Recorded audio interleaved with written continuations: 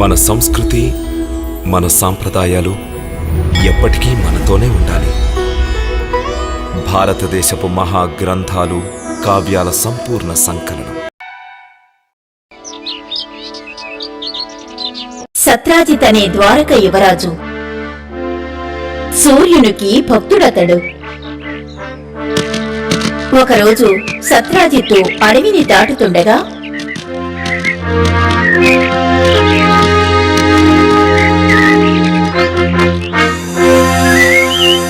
ఏమిటిది?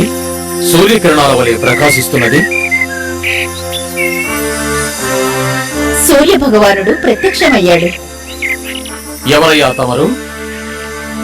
నీవు ప్రతిరోజు కొలిచే సూర్యుణ్ణి. కరుణించావా తండ్రి?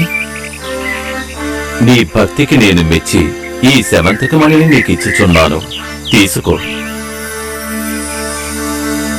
సత్రాజిత్తు దాని నుండి వచ్చే కిరణాలు తన చుట్టూ ప్రకాశించడం చూశాడు. ఈ వార్త కృష్ణుడికి తెలిసింది.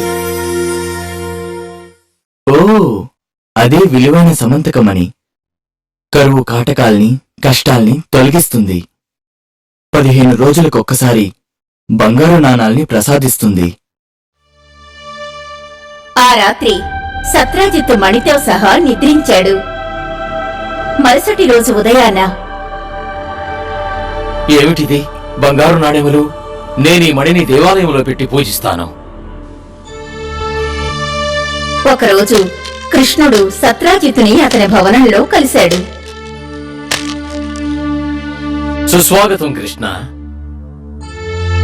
ఊరంతా నీ పేరే మారుమోగుచున్నది. అవును, ఇదంతా ఆ శమంతకమణి మహిమే. అది నీ భక్తికి లభించిన కానుక. ఇప్పుడు నీ దగ్గర కావాల్సిన బంగారము ఉన్నది. ఇది నీవు ఉగ్రసేనుడికిస్తే ఉపయోగంగా ఉంటుంది కదా.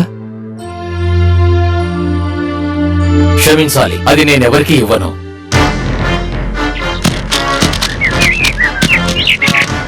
కొన్నాళ్ల తర్వాత సత్రాజిత్తు సోదరుడు ప్రసన్న ఆ మణిని తీసుకుని అడవిలోకి వేటకు వెళ్ళాడు.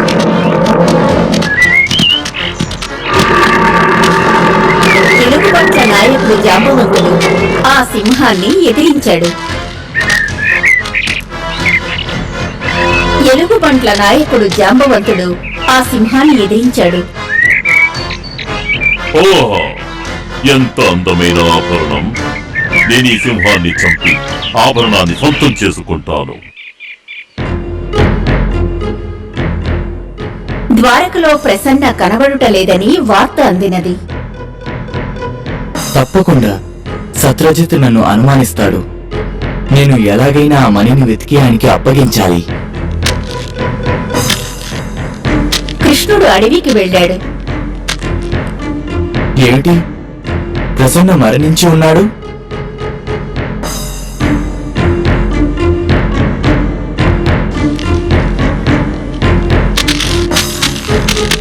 సింహం పాదం గుర్తులు చూశాడు. ఆ పాదాల గుర్తులు కొంతమందికి నడిచినట్టు కనిపించాయి. వారికి కొన్ని బంగారు నాణేలు కనపడ్డాయి. ఆ పక్కనే ఒక గుహ కూడా కనపడినది. ఏమిటిది? సింహం చచ్చిపడుంది. అందరూ ఇక్కడే ఉండండి, నేను గుహలోకి వెళ్లి చూసొస్తాను. కృష్ణుడు లోపలికి వెళ్లి జాంబవంతుణ్ణి చూశాడు. ఎవరు నీవు? నీకేమి కావాలి? నాకు సమంతకమణి కావాలి. నేనివ్వను. మనిద్దరం యుద్ధం చేద్దాం. గెలిచిన వాళ్ళు ఆ మణిని తీసుకోవచ్చు.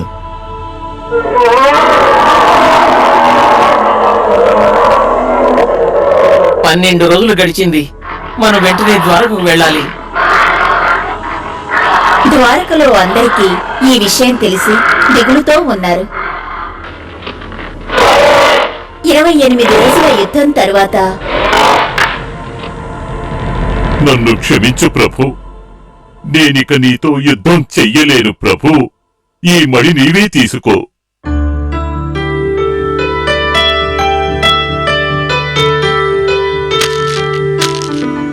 కృష్ణుడు సమంతకమణితో ద్వారకకు వచ్చాడు. సత్రాజిత్తుకు కబురు పంపాడు. రండి సత్రజిత్త, ఇదిగోండి మీ సమంతకమణి. మిమ్మల్ని అనుమానించినందుకు నన్ను క్షమించండి. ఈ మణి మీ వద్దనే ఉండనివ్వండి. వద్దు, ఇది మీ దగ్గరే ఉండనివ్వండి.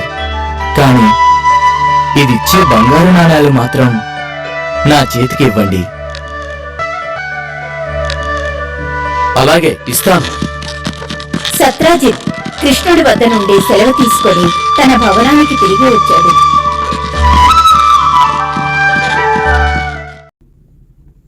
కథ సమాప్తం. కథ కంచికి మనం ఇంటికి.